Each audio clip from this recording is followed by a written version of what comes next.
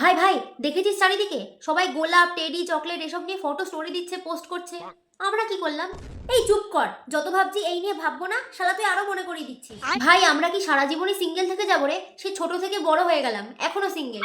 আচ্ছা, আমাদের কি কেউ বিয়ে করবে? মনে তো হয় না। আমাদের যা কীর্তি কানুন, 20 বছর বয়স হতে যায়, এখনো একটা 1 টাকা লজেন্সের জন্য আমরা মারামারি করি।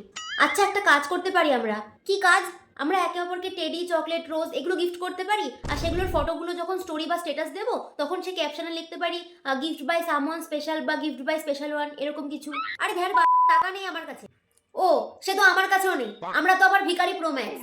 আন্ডারগ্রাউন্ড হয়ে যায়, বাড়ি থেকে বেরোতে দেয়, আন্ডারগ্রাউন্ড হবি। ভালো কথা বলি, ভ্যালেন্টাইন্স ডের দিন আমরা দুজনে বেরোই। হ্যাঁ হ্যাঁ, ওটাই বাকি আছে তো এখন। আরে বাদর মহিলা, পুরো কথাটা শোন আগে।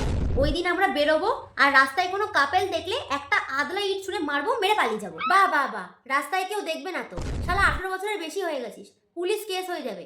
ভালো কথা বলছি, ওই দিন বাড়ি থেকেও বেরোনোর দরকার নেই, সোশ্যাল মিডিয়া ইউজ করার দরকার নেই, প্রবলেম সলভ। হ্যাঁ ঠিক বলেছিস, ফোনটা আলমারিতে ঢুকিয়ে তালা বন্ধ করে রেখে দিই, তাহলে আর কোনো প্রবলেমই হবে না। কি রে, কাজটা কখন করবি? হ্যাঁ যাই।